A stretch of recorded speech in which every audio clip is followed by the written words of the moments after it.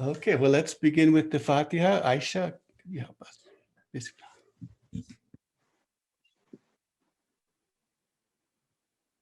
أعوذ بالله من الشيطان الرجيم بسم الله الرحمن الرحيم الحمد لله رب العالمين الرحمن الرحيم مالك يوم الدين إياك نعبد وإياك نستعين اهدنا الصراط المستقيم صراط الذين أنعمت عليهم غير المغضوب عليهم ولا الضالين آمين. Okay.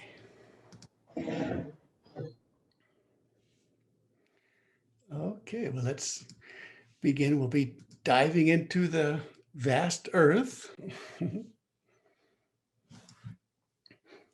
This is the first page from volume 1 of chapter 8. So the Marifa on the recognition of the earth, which was created from the leftover clay of Adam, alayhi salam. She is called a true earth, and the story of some of the strange and wondrous things in her. So we will see what's inside this earth and where it is and how to get there. So this is the poem that begins the chapter 8. And we have Klaus to read that, please.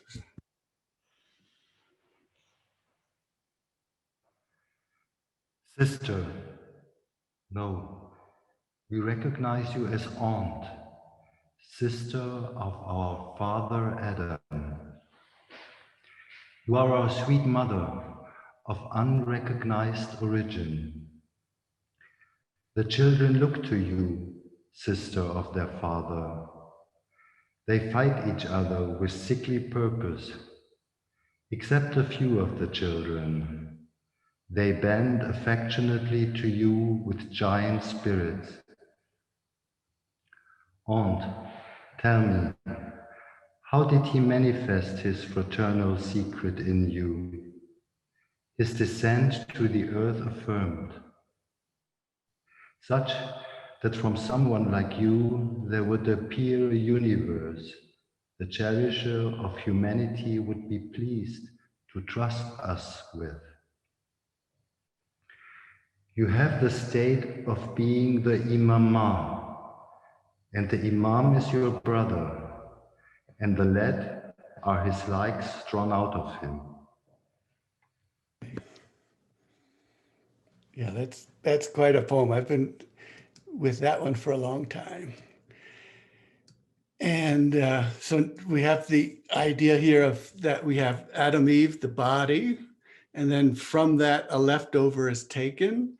And from that little bit, almost invisible leftover, the date palm was made. And then from that, a little bit was left over, and this vast earth was made. So he said, after the creation of the date palm, there was left over some clay as invisible as the measure of a sesame seed. So God stretched out from this leftover a vast expanse of earth. So this, it only very recently did it come to me that we're looking at 4 stages, because everything is going to be in 4s. We'll have like the angels, the humans and plants and minerals. We have the messengers, prophets, friends, and faithful.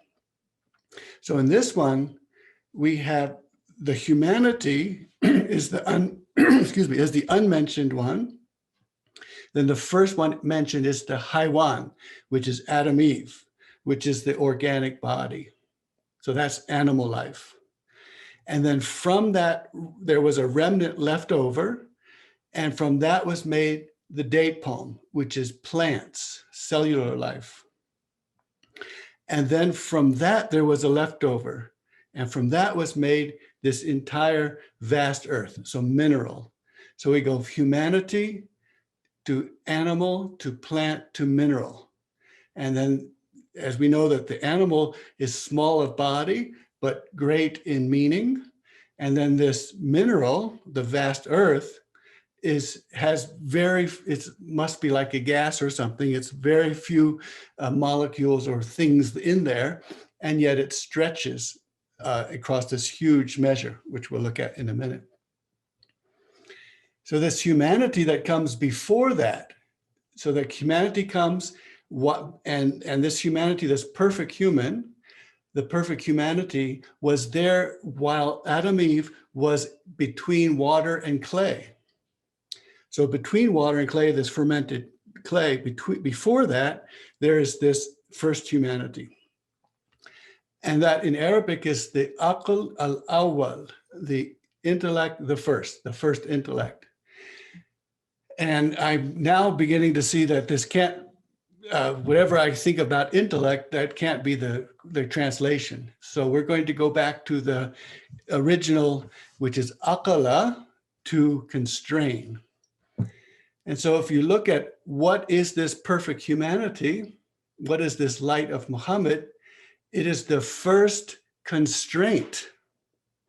So it's the first image of the divine constrained in an image on the other side. So on our side. So instead of first intellect, we may see this as first constraint. The first image constrained on this other side. And then the next one, and the next one, and the next one. Okay. So we know from, then Ibn Arabi just gives us this one little piece right here, that this vast earth is where the greatness of God appears. And his measure is magnified upon witnessing her. So when you enter into this world, you see the greatness of the divine, and you magnify his measure. And there are many logical impossibilities which sound intellectual proof arises to declare them impossible. So another reason why we just have to look at intellect here cannot be the same as the first intellect. So that's why we're going to go with first constraint. She is a pasture for the eyes of the ones who recognize Allah everywhere. And in her they roam. And God has created amidst all her worlds in our image. So when the one who recognizes sees them, one sees oneself in them. Something like that was alluded to by Abdullah ibn Abbas. He said about the Kaaba that she is one of 14 houses, and that in each one of the 7 earths, there is a creation like us, up to their being in them, and Ibn Abbas just like me. So this is the idea of 14 houses. So the houses have a below and above, and then 7 earths, each one with an Ibn Abbas in them. And this is why from this, we understand why in dreams and in other times we see ourselves, and other people see us. And so we know that there are more than one image of Ibn Abbas, more than one image of me, and more than one image of you. So now this measure is the idea of the ring tossed in the desert. So a ring tossed in the desert. So that's a ratio. So we're not going to be able to give a measure to it, but we can give a ratio to it, which is a kind of measure, I suppose. So a ratio. Now, if you remember, we've always talked about fractal dimensions. So we have a surface, let's say a cloth sheet on the ground. If you rumple it up, its surface area is all there, but it's now rumpled up. So it goes up and down and up and down. So we realize that when we have any kind of surface, we have to ask how much up and down we're going to be looking at. And so a ring tossed in the desert, let's take the empty quarter as our desert. And of course, it's not a flat surface. So you can't measure with a map the surface area of the empty quarter. You have to be able to measure each of the dunes going up and down, each of the ripples as they go up and down. And if you were to flatten out the empty quarter completely flat, that's the question of what would its surface area be? So I did some calculations and the surface area would be 10 to the 16 centimeters. Let's just say that. So 10 to the 16 square centimeters. So now we have a ring, which is let's say a square centimeter, and the empty quarter, which is 10 to the 16 square centimeters. So if you look at that, you can say that we have a ring to our common dimension, the empty quarter. And then that relationship, that 10 to the 16 or 10 to the whatever we're going to say it is, that ratio is very interesting. It's similar, or it seems to be the same as the empty quarter to the earth. And then the earth as a ring tossed in the desert to the solar system. And then the solar system, a ring tossed in the desert going to the galaxies. And then all these galaxies become a ring tossed in the desert to this entire observable universe. And using this ratio, then the entire observable universe is like a ring tossed into the throne. And then the throne, that if the throne were just a ring, this entire observable universe and the footstool and the throne, that's a ring tossed in this desert of this vast earth. So that's how big this vast earth has to be. So of course, it's definitely beyond intellect to go into these places. So these are, in her, are wonders and strange things whose metric cannot be measured and whose situation overwhelms intellects, overwhelms anything. In every breath, God creates in her worlds, orbiting night and day without flagging. So every breath is the creation of these worlds every night and day without any flagging, without any loss of energy, no inertia. So this is the diving into this huge realm that we have here. So, the Ilahi. Night, brilliant darkness, black silk over Kaaba doors to essence open, dreams descending.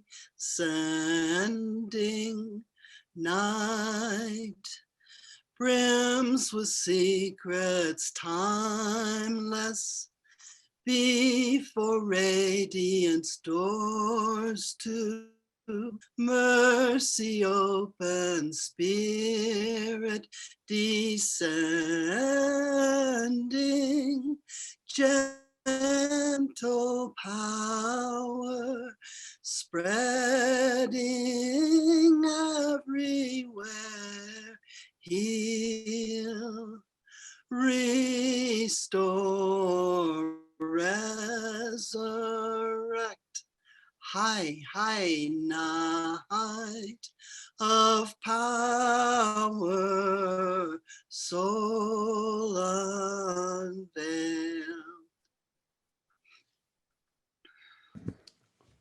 Okay, thank you. So where are these 7 earths and the 14 other Kaabas? Well, one way to think of them or to begin to imagine them is nested. So they seem to be nested, one inside the other. And that's because when you go down through the earth, you don't get to another earth. You don't get to earth number 2 by going down into earth number 1. So but also if you think about a plane with circles drawn on the plane, you can see how those circles can be all nested one over the other. And the person in there thinks that I go to the end of this circle and there's nowhere I can go after that. So I say, oh, but there's another circle next after that. And they say, how can you see this other circle after that? You say, from the 3rd dimension, I can see this circle and another circle and another circle. So now we have to then transpose that to 3 dimensions and see that there is a circle surrounding me now, that's Earth 1. And then behind, or somehow, there's another circle, and that's Earth 2, and another one, Earth 3. So they're not over there anywhere. They're right here. And that's what Ibn Arabi is always telling us. that the garden and the fire and the earths and the skies and all of these places are not over there. They're right here. And they're so close that they're at the level of the pores of the skin. So Ibn Arabi says, now the most visible of the subtle matters is that he made your body to be possessing of pores. So he's talked about these invisible or near invisible matters before, with talking about the gut bacteria or the gut biome. He says, inside you, there are all of these mysterious, strange beings, and their job is to expel things that go in that are bad for you by vomiting and burping. And then their job is to digest everything that's good for you, and then to expel it for urination and the other. So this is the strange, mysterious creatures that are inside of our gut. There are also then these strange creatures on the pores. And he surrounded you with the air, which is the matter of natural life. So there's a membrane around us, and that membrane itself is one which is sustaining. So in this membrane, there's attracted during the moment of your lacking the conventional means. So when there's some nourishment that you need that you are not getting conventionally, then the body is nourished by these strange beings. We have learned that among the hasharat, these tiny living beings, there is one who is your nourishment based on the pores of your body, who are attracting wetness according to a particular balance, which is your preservation, without excess, without wasting. So this membrane that we are in is already one which is sustaining and nourishing. And then there are means called these tiny beings, this microbiota, who are then bringing from this membrane nourishment to us.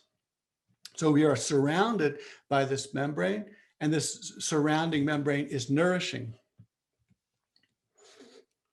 So now the next way he takes, after he's talked about Ibn Abbas and the 7 Ibn Abbases, so 7 me's just like me in each of these 7 earths, he talks about moving to this vast earth, how to enter into this membrane. So he said, this earth does not accept any human clay bodies, so that when one wants to enter them, you enter with your spirit and you leave your bodily structure behind. So this is exactly in the dream. In the dream, our body stays behind, but our spirit goes somewhere and has these explorations. And at the gate or the surface of this membrane, there are strange figures who are in the mouth of the rose. So it's a very interesting imagery he's giving us now. These rows, and each of us will have some experience with this. I remember as a kid walking or running, I always ran, running past rows. And when you run past rows, they're coming at you like this. And it induces something, a kind of, it's a frequency which induces a different state. And so as a child, I loved to run past rows because it would click, click, click, click, click, click, click. And that was that when I would see entering into this membrane. And so this method, so Ibn Arabi is saying that these rows are creating a frequency, and then you are receptive to that frequency or you're not receptive to that frequency throughout the day or throughout your life. And to be receptive to it is that these are waves that are coming. So when waves are coming and they hit a hard point, a hard boundary, they reverse and come back with a reverse polarity. But if they come to you this way and you have a soft boundary, they go up and then the wave comes back exactly the way it came. So one kind of information is waves coming this way, bouncing back, reversing polarity, and the other is coming at you and hitting a soft boundary, rising and then coming back exactly as it came. So the soft boundary is the soft heart. So this frequency comes, and the heart, if it's hard, bounces back what's there. If the heart is soft, it receives what knowledge is coming. And when that reception is, That's what we'd earlier back in April called the thinning of the membrane. I think I have a picture of the thinning membrane. Let me make sure. Okay, so we'll just very briefly. So once you've gotten in there, once your heart is softened, these rows have given you a frequency and you enter into this membrane. You're clothed by these strange figures. And then you want so that one of these strange figures rushes over to you and puts a cloak onto you. And then you begin to roam over this vast earth and you reflect on the designs of Allah. You do not pass a stone or a tree or a clod of earth or anything wanting to speak with it, except you speak with it as one person speaking to another person. They have different languages. This earth gives specially to everyone who enters her understanding of the languages of everything in her. So let's look at this thinning of the membranes, which we had talked about as one of these ways of moving into this place. So this bow, we have a bow here and a bow on the other side. And so these are the bow lengths, the arc lengths. So the two bow lengths means the up from the end of the bow to the handle and then handle to the other end. Those are two bow lengths. What happens when you have a bow like this, we have creation bow and haq bow, true bow. And then there's a string between them. So when the bows are coming closer towards their center, they stretch out the string. So the string stretches out and thins the membrane. And we also know that the rate of change, that this bow can come walking and this other bow comes running. And this bow comes down a hand span and this bow comes up an arm span. So we have the different rates of change, but what's happening is this membrane is being stretched. So when it stretches, it becomes this thin membrane, this barzakh, and we have the creation on one side, the haq on the other, and the thinnest of barriers between them. And this is the thinning of the membrane we talked about is through the devotions, extra devotions. So those devotions could be feeding the poor, visiting the sick, dhikr, and so remembrance of Allah, and prayer. And back again to the reason that dhikr, this remembrance, is so very great, is that it comes in repetition. It's the only thing that we're told to repeat. The only thing we're told to have more of is knowledge. And the only thing we're told to repeat is the utterance of the divine names. So this dhikr, this remembrance, comes with a frequency. And so that frequency comes to us and stretches this membrane. And then that is our entrance point to this vast earth. Okay. And I just thought we'd put this one with the colors. One of the strangest things there was the perception of colors on lower bodies, which were like air. The perception would attach to their colors as it attached to colors that are on solid bodies. And on the gates of their cities were arches of sapphire gemstones, each stone there more than 500 arm spans. Yeah. They have darknesses and light without a sun, the two alternating. So that's how they keep time.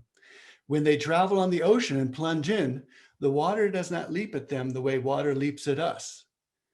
No, they proceed as the ocean's creatures proceed until they reach the shore. And then they'll say, the earthquakes are unleashed on this earth. If they were unleashed on us, the earth would turn inside out and whatever was on her would be destroyed. I was one day with a group of them in conversations, and I will have this story of the earthquake. And yeah, so we'll get to the earth in a minute. So right now we're looking at that colors under there and what we see. Okay. My body is your paradise, my soul your Holy Spirit. This teaching is so rarely presented to the world. Allah, Allah, Allah, Allah, Allah, Allah, Allah, Allah, Allah. My virgin soul is your primary body. Out of bed till the veils of soul and love my day. Allah, Allah, oh Allah, oh Allah, oh Allah, Allah, Allah, Allah created Adam and say, could you reveal where we not already true, the truth should not be known. Allah, Allah, Allah, Allah, Allah, Allah, Allah, Allah, but to Mustafa is not the father mystic word. Some for faithful, some for sons, some only for a soul.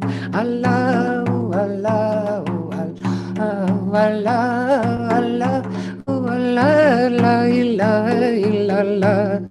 Allah is not inside the world, no word of Allah. There no boundaries, the artist is his heart. Allah, Allah, Allah, Allah, Allah, Allah, la ilaha illallah. My heart has become an ocean of your love. My heart's filled with holy tears for Ashk of Muhammad. Allah, Allah, Allah, Allah, Allah, Allah, la ilaha illallah. Sorry for that, astaghfirullah. Thank you. Nice. Good. So that's how far away everything is. Not so far. Your body is, my body is your paradise. So on this earthquake one, it's a very powerful story here. So this intense earthquake comes such that I could see the buildings moving with a movement that the sight could not fix in its vision due to the rapidity of the movement to and fro again. We had no information. It was as if we were cut off from the earth until the earthquake subsided. When it subsided and the earth was still, the group took my hand and consoled me about my daughter named Fatima. I said to the group, I left her healthy with her mother. They said, you are correct, but this earth never shakes us while someone is with us, except that person dies or one of his dies. And this earthquake has killed your daughter, so go look after her affairs. I sat down with them as long as God wills, and my companions waited for me. When I was ready to leave them, they walked with me to a mouth of the Narrows. They took their cloak, and I came to my house. I met my friend, and he said to me, Fatima is dying. I went into her, but she had died. I was in the environs of Mecca, so we had her funeral and buried her in the Mualla. And that's the cemetery where Khadija was buried.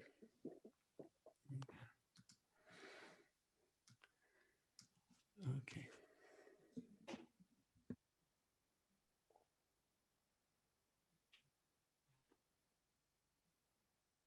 O Sultan of love, you are nearer than near and even nearer than that. O life, who else can I see but you? Who else can I be but you? Pure presence without horizon, essence without division. Oh, my Sultan, nearer than my central life vein, you hold all secrets. I live in you as your prophets live. O Sultan of love, living your one life, my limits disappear. Allah, my life is yours alone. This my only sacrifice, pure praying, without one who prays, mercy, without I or thou. Oh, my Sultan, nearer than my central life vein, hidden like dawn. I live in you as your prophets live. Thank you. So the Nabuwat, the prophethood, is the 6 months of the 23 years of prophecy that came to Muhammad sallallahu alaihi wasallam. And so the ones who maintain the 6 months of revelation, which is the true dream, are the ones who have that portion of Nabuwat, of prophethood. And we saw Ibn Arabi saying how important that is to the prophet, that he wanted to see in his mother community that this prophethood was alive and flourishing. And so that's living in you as the prophets live. It's to be able to go to the vast earth and then to have the true vision at the and in the vast earth. So if Omar could read the verse for us, then we'll. يا عبادي الذين آمنوا إن أرضي واسعة فإياي فاعبدون. O my servants who are faithful, indeed my earth is vast, therefore worship me alone. Okay. So we had that in the Ilahi just before about that I am yours. So that I am yours is this ubudiyah, this being, this I am yours, I belong to you. So when you stand with her with this I belong to you, your standing is itself a worship. And no one stands with her except someone who resides in the earth of the divine, the vast, spacious one, which is vast enough for the new and the old. So isn't that interesting? We've got the two sides of these two bows and the thin membrane in between. And this side is vast enough for the new and the old. So now we have to remember that that other side is only vast enough for the old. And that's why Ibn Arabi's friend was sobbing one day. And Ibn Arabi says, what's wrong? Why are you sobbing? Why are you so sad and crying? And he says, last night, my cherisher came to me and I told him that my kingdom is greater than yours. And so Ibn Arabi says, and why did you tell him that? He said, because on my side, I have you and me. Whereas on your side, there's only you. So Ibn Arabi says, don't worry, Allah will forgive you. So, but this is this side is spacious enough for the new and the old. That's why this side is so special. And so while we all want union, we also want to remember that there is someone who wants this separation to be there. And so while we begin to, if we're very skilled lovers with our beloved, we know that distance is a good thing because distance means that nearness can happen. But the other side works as well. Allah loves the distance as well as the nearness. So he loves to make us distant so that we will then become near. And then once we're near, he makes us distant again so that we will then be able to come near. This is an earth of God. Who resides in her is verified in one's worship of God. And the true adjoins you grammatically to himself, my slave in my earth. He exalted said, O my creatures who are faithful, Indeed, my earth is spacious. Therefore, worship me alone. That is in her. And for me, the time since I worship God in her is from the year 590. And I am today in the year 635.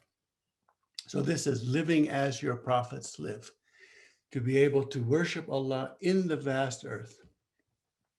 So this earth remains. She is not the earth which is receptive to alternation, because this earth will go from one to another, and so will alter. For this reason, he made her the place for his creatures and a site for his worship. The slave never ceases being a slave, so you never cease from being in this earth ever. And she is an earth of meaning, intelligible, without being felt by the senses, even if she appears manifest in the sensory. So when we're in the vast earth, we see things that are sensory, are physical, have distances, have movement, have all of these physical qualities, but these are the experience of it and not the matter of it. And we might talk, Richard might tell us later about that, the difference between experience and matter. So these meanings do not emerge visibly in sensory images, except for those who have a deficiency in their souls, and they're unable to perceive what is not solid. When someone is ribs stretched full with marifa, this is an unusual word in Arabic, but that's what it is. When someone is ribs stretched full with marifa of God, they do not see meanings in solid forms, and they do not see solid forms as other than themselves. Thus they perceive each thing in its thingness, whatever it may be, solid, solid, meaning, meaning, image, image. And this is the perception which one relies on, because one is free of being mixed up. So if you can say solid, solid, meaning, meaning, image, image, then you won't get mixed up. And some people have, and so in other words, when you can go meaning to meaning instead of metaphor, solid to meaning, then you are in a place where you are not mixed up. And so metaphors going from solid to meaning is for those who can't do anything else but that, who can't do otherwise. Okay. So, and we can have our song by Farida. It's been a while since we've had her singing.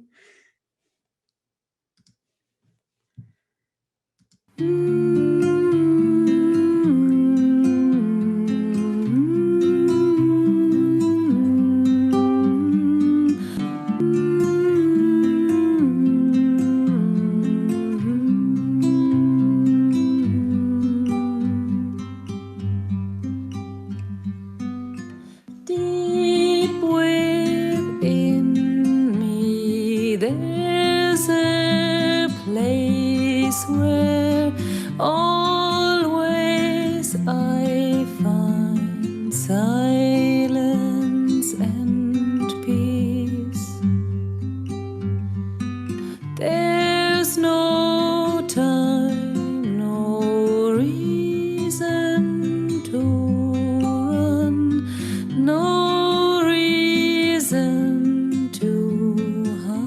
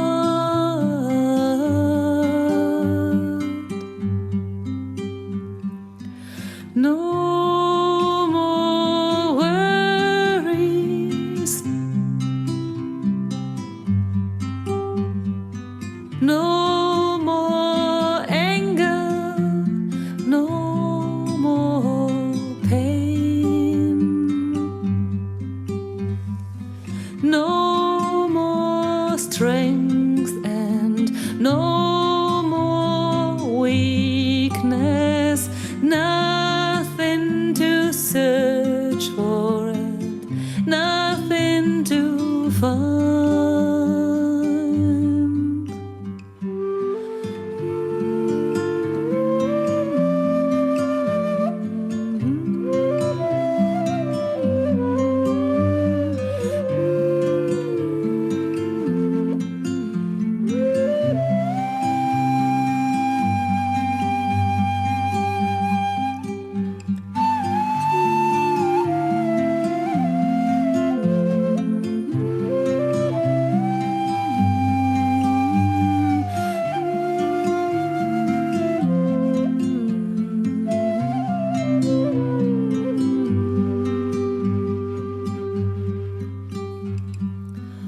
There's no language to describe the closeness that I feel.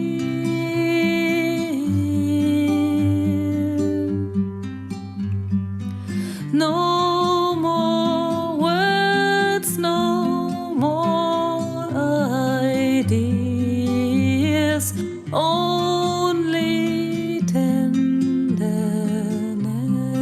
and peace. Allah Yadaim,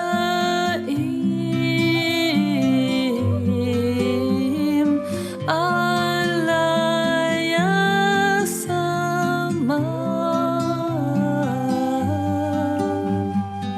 Allah Yadaim,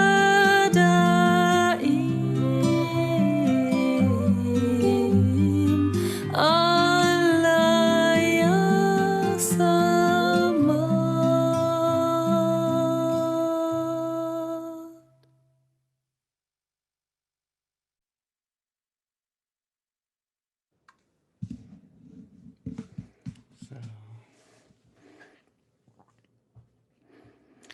So those lyrics always go there to find shelter. So Yadaim is the one who's always there. Daim, always there. And then Yasamad, the place you go to find shelter. So Daim and Samad, the two names. So, So we have lots of questions this time. okay. Starting early on in your talk, where do the other 7 Earths and 14 other Kabbas exist? Okay. So the idea of a surface is that even in a surface, you can be oriented in different directions. So you can orient yourself in different directions in a surface. So Ibn Arabi is going to tell us that there is no such thing as space where you go from one place to another. There's only one place and another place. And so this concept of that there isn't a space that gets filled, but there is the filling makes the space, tells us that when we are in this place, we orient ourselves and we say up, down, left, right, and so on. So if you are in this surface membrane, you can orient yourself and see something is ahead of me or behind me. And they're not physically with a metric, they're not measurably ahead of you, but they are oriented ahead of you. So this is how you can see things coming at you and things coming past you while you are not moving and while they're not moving either. So this explains that the 7 Earths and these 14 Kabbas are orientations in a surface. So they're not away from us. They're not far away. They are exactly here, but in an orientation. So it's, do we see them coming at us? And then the coming at us are these waves. So when these waves are coming at us, if we have a hard boundary, we reflect them and they go back again. If they come to us with a soft boundary, then we receive them and then they come back, they go back as they came. So this is why the soft boundary, the softness of the heart, is the receptivity to the waves which are the shining radiant brilliance that is coming at every moment. And that is probably the answer to what are the rows, which was asked while you had the beautiful lavender. Yeah, so those rows So- are the sikak, are these rows that come. And if you're in Malaysia and you have these palm tree rows, they're all in this row.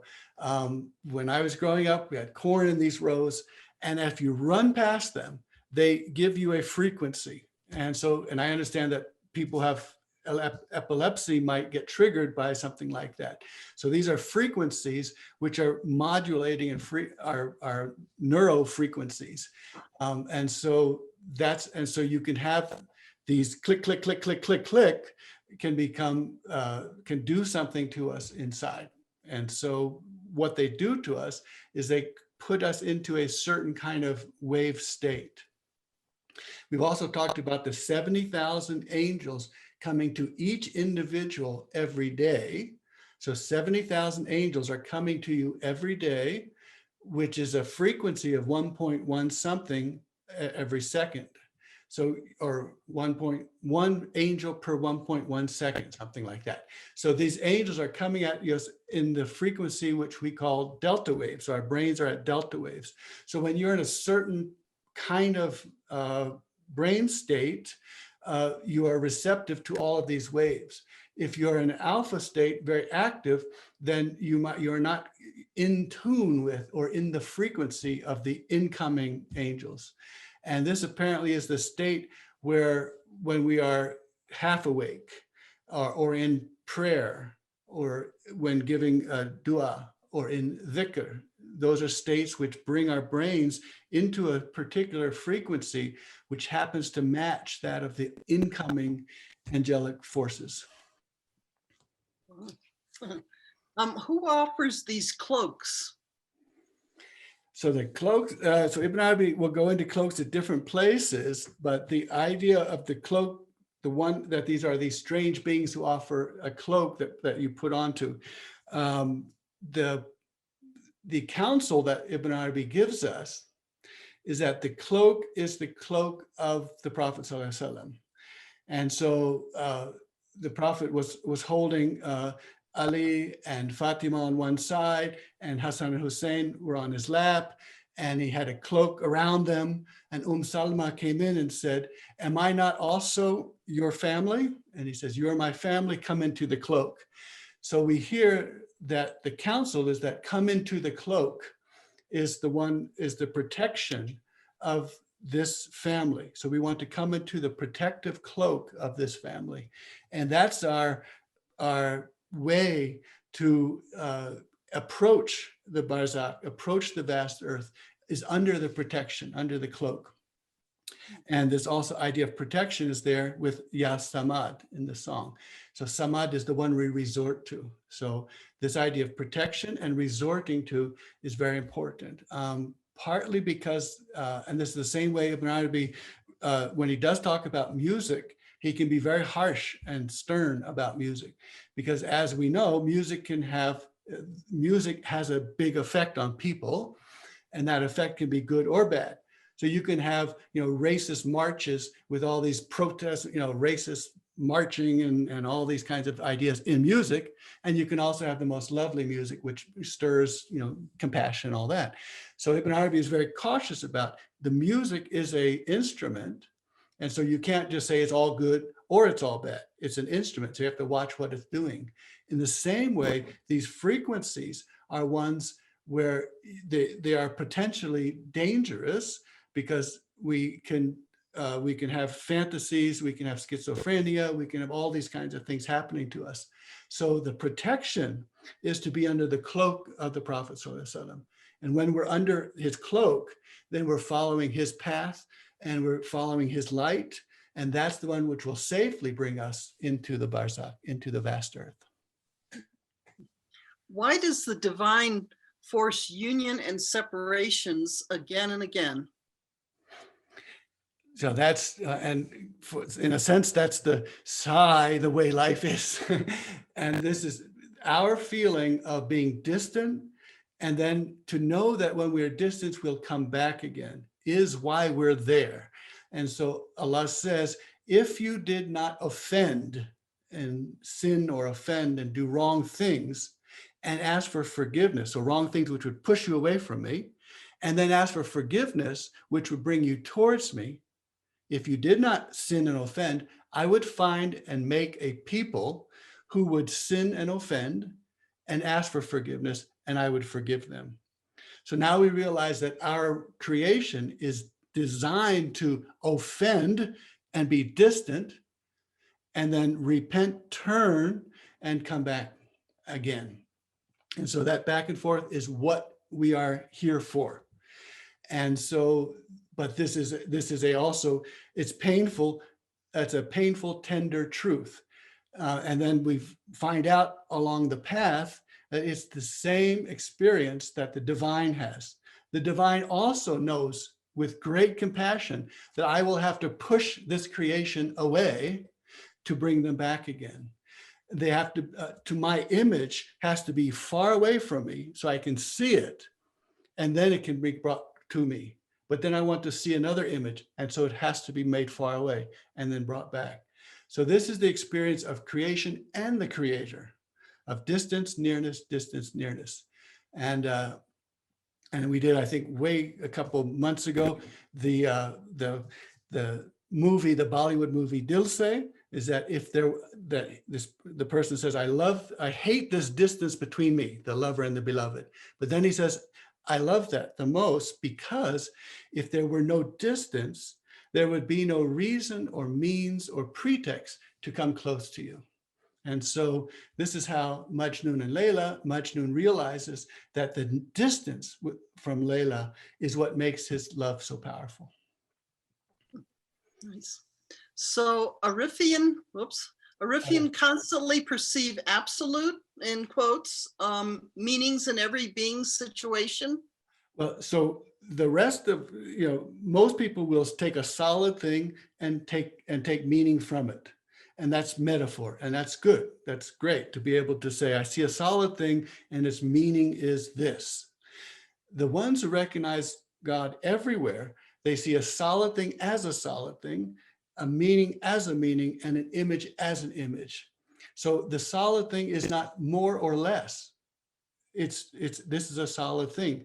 This is a means. And this meaning is not better or worse, it's a means and the image. So Allah can be recognized in solid things, in meaningful things, and in image-based things. So this becomes very powerful. That's why the lovers, the Sufi lovers, the mystic lovers are caught by, they're caught out by the conventional person who says, look, you're worshiping that person, or you said that person is God. And or you have this teaching that's so rarely presented that my body is your paradise. And so they're the ones who can say, yes, my solid body is the paradise of the divine. And they can see solid for solid, meaning for meaning, image for image.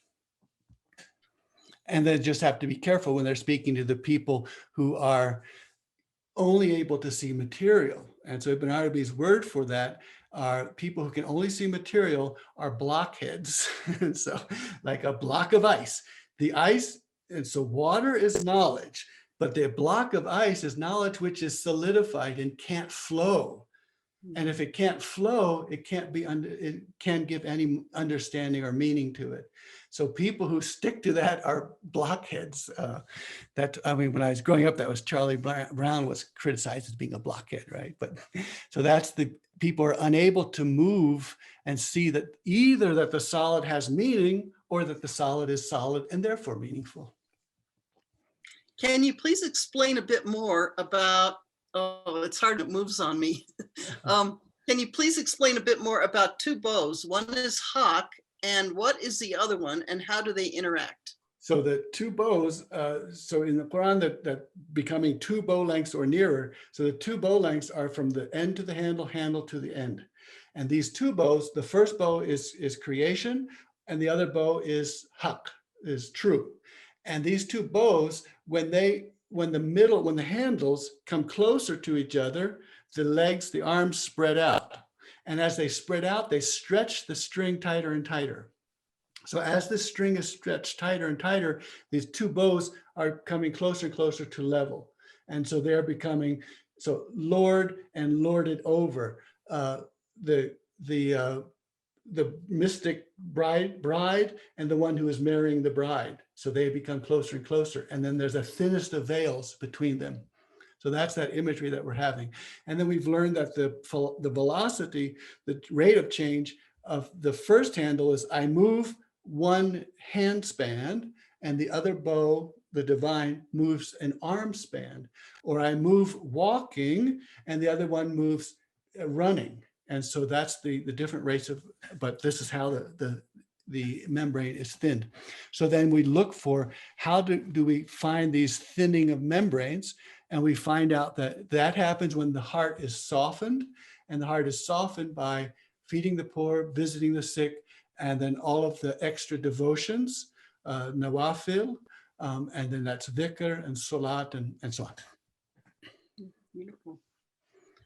Did Ibn Arabi mention any specific practice which enables a disciple to be blessed to go into this vast earth at will, besides when we go there in dreams? Yeah, so that's quite beautiful. Now, the thing about Nabuat, about prophethood, is that it's very clear, and everyone will agree with that it is not by merit, but by grace. So you can't earn prophecy. It's only by grace. And so that's why we have words like mujtaba, the one who is chosen, selected. And the same way with the dreams, you cannot force a dream. And you can only by grace get that dream and receive that dream. So what Ibn Arabi is telling us is that because this is by grace, we have on this side, we have the preparation for that grace. So the preparation for that grace is to be in a state of ablutions, wudu, when you go to sleep, so that you'll be in a state where you can have a night conversation with the divine. And so to prepare yourself, all the preparations, which are what? They are the emulation of the prophet. So the emulation of the prophet is our preparation so that when grace does arrive to us, we are ready and we are prepared. The same way when the waves are coming to us, these waves are coming to every creature, every individual, are getting 70,000 angels every day. They're getting all of these waves of interaction and brilliant radiance. The only question is some of them are receiving them and some of them are rejecting or repulsating them. And so the question then is, how can I be receptive? And receptive means I have to be the one who is the slave. I belong to you. And so in that state of ubudiyya, I belong to you, I'm yours alone. That is the state of receptivity. And that's why Abamadian said, there's no one goes to the garden with a sesame seed of arrogance, of ego, of me. And so that's why we have all of these pains in this world, so that the faithful will have these pains which will say, I'm really nobody. I am not God. I am not the Lord. I am not in charge of my destiny. And when I come to that place and say, help me, Madet, that's the place that my heart then becomes receptive to the divine. Can you say more about metaphor and its relationship to this vast earth? Yeah, so the key, what Ibn Arabi is telling us, that when you go there, you see things that the intellect declares impossible. And so when you return from there, you might speak in metaphor. You might say, it was as if, or simile or metaphor. It was as if. And that's where we have ka'annahu huwa. It's as if it was it. And so when the throne of Bilqis is there, she says, it is as if it is it. And so this is the fact of hu lahu. It is and it isn't. And so it's one, and is not have equal epistemological validity. They are both true. That is the way things are. And there's no way to improve upon the it or the not it. So we see both of those at the same time. And so seeing those both at the same time, that everything that I see is God and is not God at the same time, that is something that the intellect can't handle, because it can't handle two opposites being the same. And it's also one that metaphor can't really handle too, because I'm seeing both at the same time. Whereas metaphor tells me that I can see something here and something here, and I can say this one as if it is this one. So Ibn Arabi says, ultimately, Bilqis is teaching us that this is and this isn't, and it is the same. It is the same. And the way we had that non-orientable strip, that you say the first is the last, the outward is the inward, and they are the same. So metaphor tells us to cross over and to see two things and then to cross them over. This other way is they are just one. Salam, when we enter the vast earth, is there a host to guide our journey from start to end? Right. And so that Ibn Arabi says that you are met by someone and that person guides you. And then when you're ready to leave, they take the cloak back and they let you then leave. So this guide is the one that we've talked about over the centuries. These are the mystic guides. These are the prophets, the messengers, the mothers. These are the ones who guide us. And so there's, and then if you look at some of the, or many near-death experiences, people talk about going through the tunnel of light, and on the other side, there's someone who's greeting them. It's their long-lost mother, or someone is greeting them. So this is the experience of being met on the other side by someone who will then guide you, especially because everything is so very different. And so they need to be there to guide. So these are the guides, and that's why we love the guides, the mystic guides, the ones who show us the way and have the light. Can you please tell us more about the relation between time and space? So It's a light question. In two sentences. So Ibn Arabi says, there is no time and there is no space. So that's the short answer. There is no time. There is no, this happens and then this happens, and between them, there's a continuous time. No, there's the new creation. This thing, this thing, this thing. And there's no separation by time. You can't say T1, T2, T3. It's just, there's this, and there's this, and there's that. So he's atemporal, so no time in this cosmology. And there's no space in the sense that we are particles inside a space and we can roam around inside this free or vacuum or any kind of vacuum or medium or anything. We don't roam about. We fill up, we are, and the space then surrounds us. And then this particle is, and a space surrounds that one.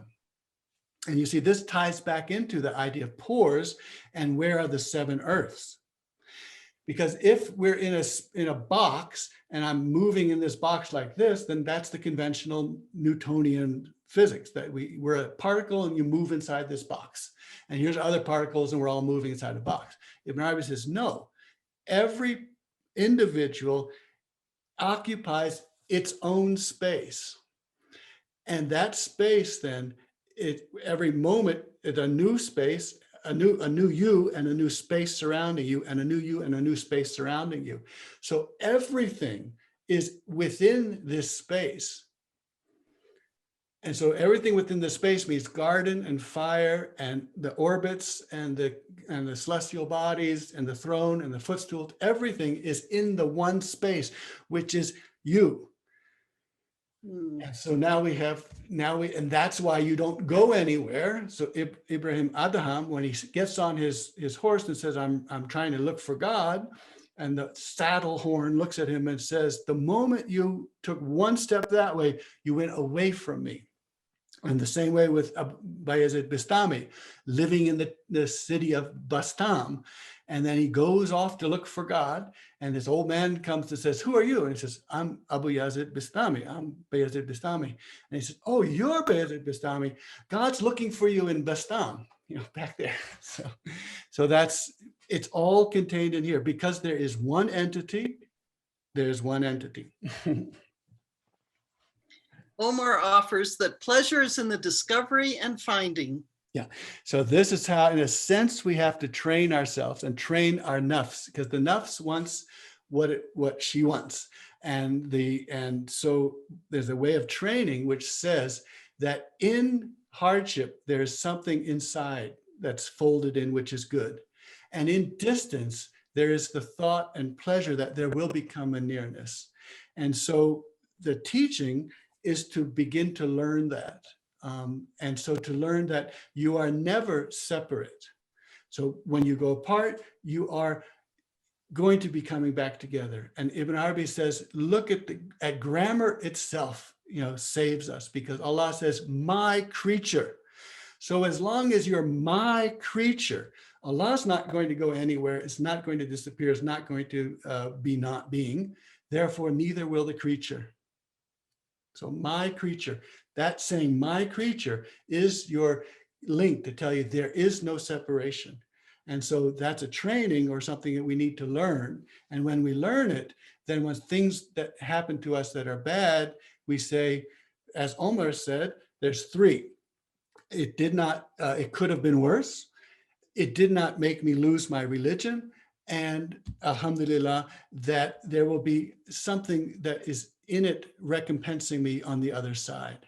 So that's a training, and that's part of the discipline of the soul. And that's why Sheikh Noor calls the master of the discipline of all spiritual beings.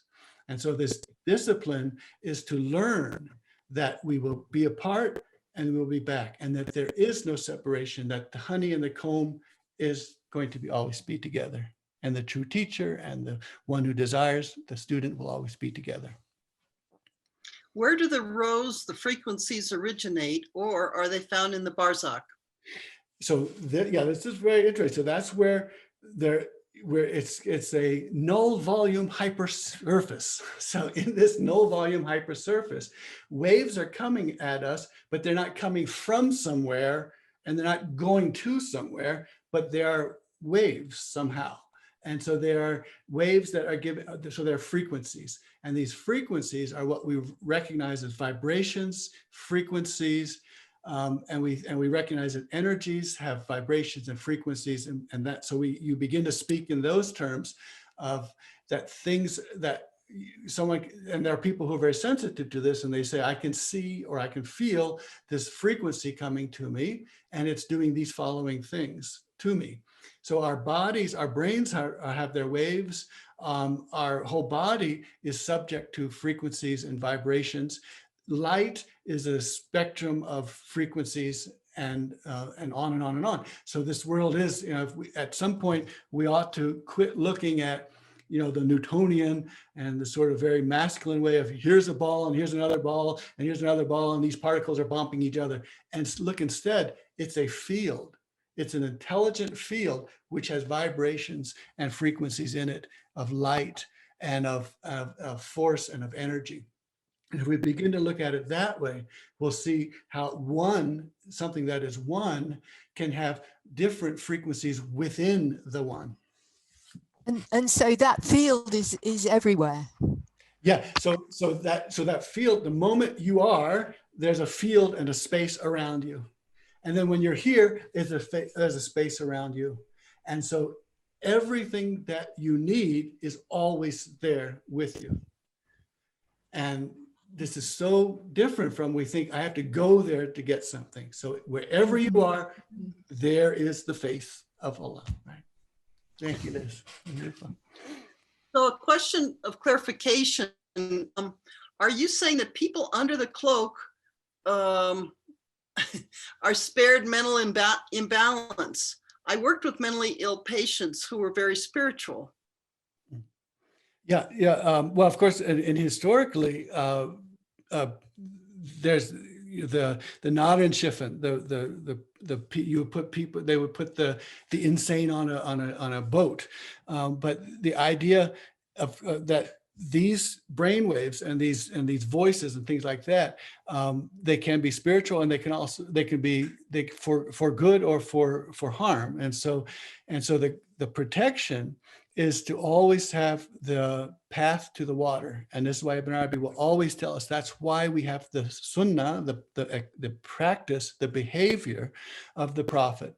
So that's our safety, that's our protection, so that we don't harm ourselves and we don't harm others, is that we are doing what the Prophet has guided and counseled us to do. And that's why Ibn Arabi's work is a counsel. His whole Futuhat al-Makkiyah is a counsel.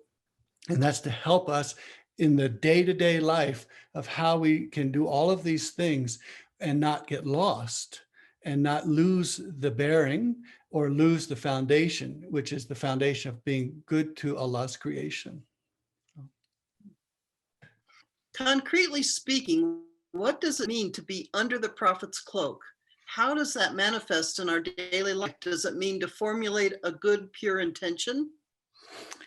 Well, I mean, that's the entire question of the entire path. And so it's certainly to be under the cloak, to be under the protection, is to do what your beloved wants you to do. And so the beloved wants you to follow the path that's been placed before you. And that's the Prophet's path. And Ibn Arabi says, you don't put your foot anywhere where the Prophet hasn't put his foot. And so that's following that path. And so, because every lover wants to know, what does the beloved love? And so that I may do that. And so so our entire life for the lover is, what can I do that will make the beloved happy, pleased, and what the beloved, what he loves. And so to do what the beloved loves is to say, I want to follow in your footsteps and do what you do, because you have said that that is most pleasing to you. So it's a life where you're always watching yourself and saying, is this pleasing to Allah and his messenger? And what may I do which is pleasing to Allah and his messenger? And Ibn Arabi says, so you're very fortunate if your beloved is Allah and his messenger, because if your beloved is Zainab or is Amr, then you really don't know quite what they really like. But when it comes to Allah and his messenger, you've got a long, long list of everything they like. I like you to be not oppressive, not arrogant, and you should be good to those people and humble and feed the poor. And it gives you the whole list. So there's no question about, we know what they love. Zakiya writes, so everything except hook, I don't know if she means hawk, is in a flow. I meant all but the point of hook or hawk is in a flux. Yeah, so flux, and this is why, and it's so good to look at the imageries of light and so on. So in a shadow play, the projector is the only stable thing there. The projector is stable, projects light into this barzakh, and then we are these images, these shadows that are doing our thing, playing in this creation. And the idea is to come closer and closer to the screen, so that when we enter the screen, we see equally the projector and the projection. And so we are in this midpoint in the surface where the projector is coming towards us and the projection we can see there. And so yeah, so the light then is stability and always is necessary being, all of these ideas. And when it comes into the barzakh, everything is different and changing, and there's a new creation at every moment. Okay. Back to the frequencies that permit us to enter the vast earth. Do the coming and going towards Allah, the pull to and from Allah, does that too create a frequency? Yeah, so this process of coming forward and closer, coming closer to Allah and then back and back, that makes its own frequency, in the sense that also, and this is the when someone who is very much connected to what is happening with the divine, that person is the one who's every time something happens, they see that as, oh, this is something I need to ask help for, and they ask help directly. And so that's why Job was praised for complaining directly to Allah, not to anyone else. So there's that idea, that image that we have, is that we're forever wanting to connect what's happening to us to this big picture, to the divine picture. Okay.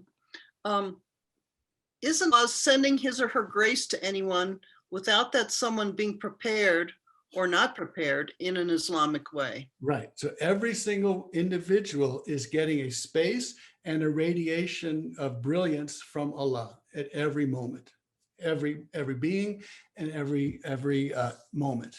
And so because every moment and every being is receiving all there is, that is the divine, what we see is that some see it and some don't. Some see a little bit, some see less, some see it sometimes and not one time and another time. But all of them are receiving the same rahmah and kindness and mercy at every moment. And so some will receive it later, some will receive it earlier, some will receive it now and then not next, and then some of it now and some of it then. But the amount that's coming, the ocean that's streaming in is the same for every single individual. And so it's got nothing to do with morality or piety or anything like that. It has something to do with receptivity. And that's why Ibn Arabi goes to his very controversial discussion about the Pharaoh. And then he says, anyone who thinks, and the Sufis all say that, anyone who thinks that his nafs, his soul, is better than Pharaoh's soul doesn't understand souls. And so Allah does not say, this one is a soul that is a good one and this is a bad soul. They're all souls and they're all subject to the mercy and kind goodness of Allah. A couple of comments here. Baki reminding us of the Ilahi, divine beauty is never separate from my reality. Divine beauty is never separate from all I see. I want to sing it, but we don't have time. And another comment here, subhanAllah, you should write a chapter on Ibn Arabi and cosmology. And then a question about the Ilahi, who wrote them and where can I get access to a written and audio collection, please? Okay. So first for that one, can we have, Omar, I think is the fastest technological person here. If he can give us some references or some emails and we can send, we have the Ilahis, we can talk more about them. Well, they're on our site. They're on Mystic of, so go to Mystic Garden. Yeah. Yeah. Okay. Garden of Mystic Love. Garden of Mystic Love. I'll try to find it now and send the link. Okay. I'll look up the Well, link. great. And send it. Yeah. Okay. Yeah, I've always been wanting to write the book called The Vast Earth. And I went very far towards writing it and doing a lot of the things. I had all the chapters and everything, just never went anywhere. And so then I realized that, okay, all I'm supposed to do is just translate the whole Futuhat instead. So that's how that happened. But certainly, and my mother keeps saying, you need to get, Steven Spielberg or someone to do a beautiful visual thing of these vast earths. And so, but until then, yeah, it's the translation of the Futuhat. And then what's so important is that so many people say, and we have two of them right now, I think from Pakistan and elsewhere, they keep telling me, when I read, I don't understand what Ibn Arabi is saying, but when you say it, then I understand. So then we realize that, yeah, so this is the way to convey what all of these things are saying is through our sessions on Fridays. So alhamdulillah. And you realize it's been 7 months or more already. It's getting a little crazy, but there you go. Okay. And a prayer for you. Full explanation on theoretical physics. May Allah increase you in knowledge. Yeah, thank you. And what is the meaning when one dreamt different prophets, including Prophet Muhammad? Is there a message in that? Yeah, so that's of course the greatest of the graces that come to us is to be able to have a dream in which you see the prophet and the prophets. Yes, and Ibn Arabi says that because his mother, Amna, because Amna was, she dreamt by the Kaaba and on the Hijr. Remember we talked about the Hijr, that half wall, that's so very important because that is the Kaaba. So that's the place that the mystics go. They go to the half wall. They say, this is the Kaaba. And nobody can keep us from the true Kaaba because this is the Kaaba. So people used to go there to dream and have good dreams. And so Ibn Arabi talks about someone had the dream that there underneath there was the tomb of Ismail, and there was a green, some kind of green emerald rock this big, something like that. There are all sorts of mysteries about all of this, but Amna went to that place to the Hijr, and she had a dream, and the dream, and so the dream that she had of who her son would be, that Ibn Arabi says he came out exactly as her dream said he would come out. And he says, and this is why, because he is conceived as a dream, because of that, when he comes out, that we will all have multiple visions of him, and that we'll see him differently because the multiplicity of the visions of him, because he was based on a dream that Amna had. And so this is very important. So this is why that when we see him in a dream, we do see him, and no rebels or no forces can take away the vision of him and take on his form. So this is the safety also of having a dream with the Prophet ﷺ.